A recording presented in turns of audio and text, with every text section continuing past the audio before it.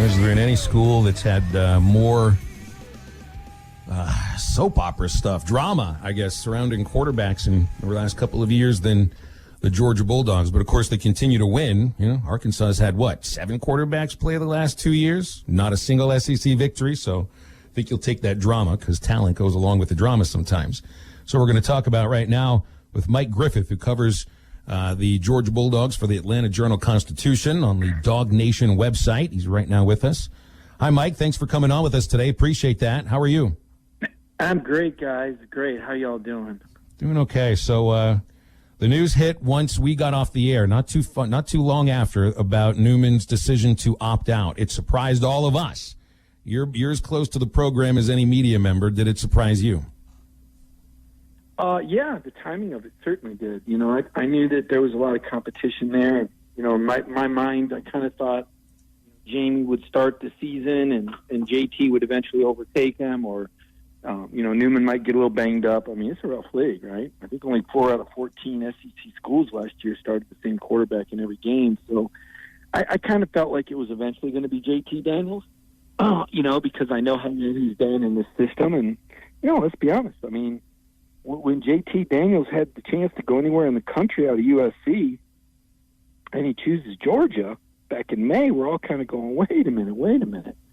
Isn't Jamie Newman there? I mean, and that kind of a red flag, like, well, maybe trouble in paradise. Maybe things aren't going quite as well as we thought. Because, why would Georgia take another quarterback when they've already got Newman and Dwan Mathis, the former Ohio State commit, and Carson Beck, the 5-star out of Florida? I mean, looked like a pretty full room. So, sure enough, JT, a guy that fits really well in this air raid, and Newman, without having those reps in the spring, maybe it was a situation where he just didn't feel like he could, get comfortable fast enough to kind of make it worth a while to go through all this COVID protocol and risk life and limb in the SEC 10 straight weeks and possibly lose his starting job.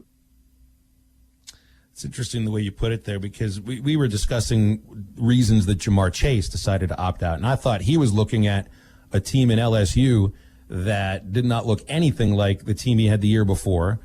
Certainly not the same quarterback. They were having trouble with COVID more than any other team in the SEC. And I think he said, you know what? I don't want to deal with this. He didn't have to worry about much as far as draft stock was concerned. But for Newman, it was a surprise because, there's still room for him to improve that draft stock. But I wanted to add, you said it might be a matter of fit with the offense. So Todd Monken is the new offensive coordinator. What are you expecting him to bring as far as what the offense will look like? Because I know he's run different looking offenses at different spots depending on if it's college or pro. Is Daniels really a better fit for what you think he wants? Oh, yeah. If you're talking about the air raid, I mean, you guys have seen a little bit of everything in Arkansas over the years for sure. But, yeah, you know what air raid looks like. I mean, single back, shotgun set, 3 receiver, 1 tight end, spread the field, mobile linemen, get the ball out in space. I mean, it's not going to be the downhill Georgia team that it's been. I mean, those 2 first-round offensive tackles went to the NFL. And, Solomon Kinley, the 4th-rounder, a 340-pound guard. Caden Mays transferred back to Knoxville. So, all those big jumbo guys from the Great Wall have moved on. And, they got some other big guys in there, but they're a little bit more agile. And Matt Luke's here now to coach the offensive line, and he's the assistant head coach. I mean, he's kind of the buffer for Kirby, between Kirby and the guru, Monken. So it's a pretty happy family over there right now. Georgia's looking pretty strong. What's their feeling going up against Sam Pittman? We all here in Arkansas, even before the first game's been played, I think everybody has appreciated his straightforward ability to communicate. He's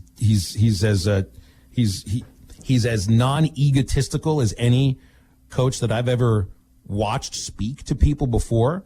I think the players have appreciated the way he's led them through this pandemic and through all the social unrest. What's been the feeling at Georgia? Obviously, you got a good offensive line coach in Matt Luke, and you can still recruit great. But without Sam Pittman, what has that done to Georgia's program overall, if anything? Well, I mean, you guys said it. I mean, Sam's a special guy. I mean, Sam's a hell of a football coach and a hell of a man. I mean, just that alone. I mean, everybody loves Sam Pittman. I mean, Matt's not going to replace him. Matt's a different guy. And, that's the best way I can put it is, there's no replacing Sam Pittman. I mean, he's immensely popular here and immensely respected. And, hey, Barry Odom's a pretty good coach, too, now. Listen, Arkansas's had some good coaches. John Chavis is a Hall of Fame defensive coordinator. And Chad was it ain't about the coaching there, folks. It's about getting the players. It's about the culture. It's about showing up at your games. How about that? How about getting your facilities up to snuff with Alabama and Auburn and LSU and these teams you're trying to recruit against and A&M? I mean, that's what it's about. It's about developing talent in your state. I mean, what a thankless job being an Arkansas football coach, right? I mean, before A&M came in the league, at least you could go into Texas and say, hey, if you want to play SEC football. I think A&M coming in the league has hurt Arkansas, really A&M and Missouri. I think that has really, really put the squeeze on Arkansas, and that is a thankless football job. It's easier to win at Vanderbilt than it is Arkansas because of the talent and the central location and the metropolitan city. I mean, what are you selling kids on at Fayetteville? Look, I love Fayetteville. I love it. It's a beautiful place. But do you think that excites kids to fly into Fayetteville or Springdale Airport?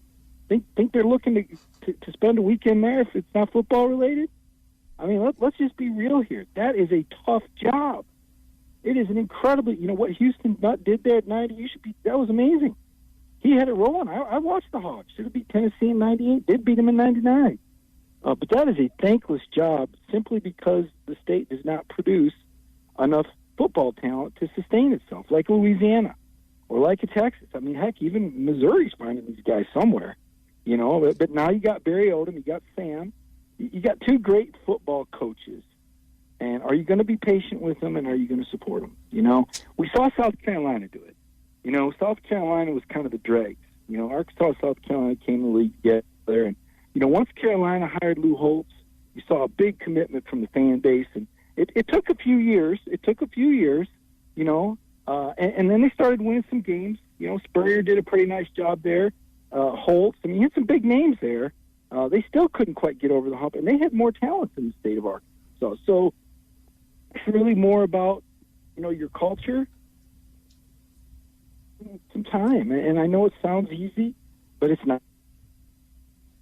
Speaking to Mike Griffith here on Halftime, Mike, give us a little bit of a preview of we know the talent that Georgia's going to bring into Fayetteville here in a couple of weeks here and for the opening weekend of SEC football. Who are some players that Razorback fans probably need to keep an eye on? Is just players that maybe the fans need to keep an eye on as we get closer to this thing. Oh yeah, Sam will know this. George Pickens is a guy that you got to have a plan for. That receiver. He's immensely talented. Odom will know that too. They'll be ready for him, and they know how good the offensive line is. Listen, Arkansas is going to have a plan. They're going to scheme. It ain't even about that. But you'll want to keep an eye on the quarterback battle. You'll want to see if JT Daniels gets cleared and when he gets cleared. He's scrimmaging now, but he hasn't been cleared for game action. You want to maybe hear who the running back's going to be, although, again, I think Sam has a pretty good idea that how James Cook is going to fit in the system. And, but Pickens is probably the main guy. He's such a threat. They got a new receiver named Trey McKitty, transferred tight end from Florida State. He's pretty special. Got to try and get a read on him early in that game to see how involved he's going to be. The flip side is just how you going to move the ball. That's the $1,000,000 question for any team is how are you going to move the ball? Because if you can score early and maybe you win special teams, right? You take that intangible way. Arkansas is traditionally, they found a way to get those intangibles done. Those kids play hard there. If you can just push Georgia just enough, with a new quarterback and a new offense, maybe you get a turnover here and there. Maybe you get a spark. But nobody here, I want you guys to understand this. Nobody here looks at Sam Pittman and says this is a walkover. Sam Pittman is a good football coach, and so is Odom. You got some coaches there, and Georgia they know they better show up and play. Because Pittman's guys, he gets his guys fired up. They still talk about Sam here. So who does the Georgia Bulldogs going to turn to a quarterback? Because obviously JT Daniels will be the option, but as far as from what we've seen, he's still not medically cleared to practice. Is that correct? No, he's practiced. He's scrimmaging. He's just not technically cleared for the game, but he'll be cleared by the 26th, barring an injury or a reoccurrence of an injury. So he'll be the guy, and you might see a little Dwan Mathis, and again Sam knows about him. He's a mobile quarterback that got a big arm, and they might do some package things with him as well. So it's going to be real interesting because, Georgia comes out of Arkansas, and then they got to play Auburn, Tennessee, Alabama, and Kentucky, right? So listen, the Arkansas game it's going to be important for Georgia. It's going to be important for them to get off on the right foot, and it's just sticky because, Sam knows their personnel so well. It's going to be a little tougher than I think people realize. Yeah, I think they knew what they were doing when they scheduled this one. It'll be fun to watch Sam go up against the guys he knows so well, including Kirby Smart. Mike, we'll leave it there. Appreciate you jumping on with us on short notice. Enjoyed the conversation, and hope you have a good football season, man. Man, love that campus and love that town, guys. You're in God's country out there. Y'all have a good one. Thanks, Mike. Thank you very much. Thank you very much. So there's interesting stuff he had to say about the facilities and things like that because, look, I've been to the Georgia facilities. They're fantastic. The Arkansas football facilities are fantastic. Stadium's great. You have a bigger stadium at Georgia and everything, and you got a larger state and more talent on a per capita basis as far as football is concerned. But the facilities, I disagree. When you get kids to campus here, it does have an effect on them. And look, selling the stadium out and getting people to the games, that's another thing. When you're 0-16 the last 2 years in the conference, a little bit difficult to get there. Some of you might feel a little insulted by that, some of the things that Mike Griffith had to say.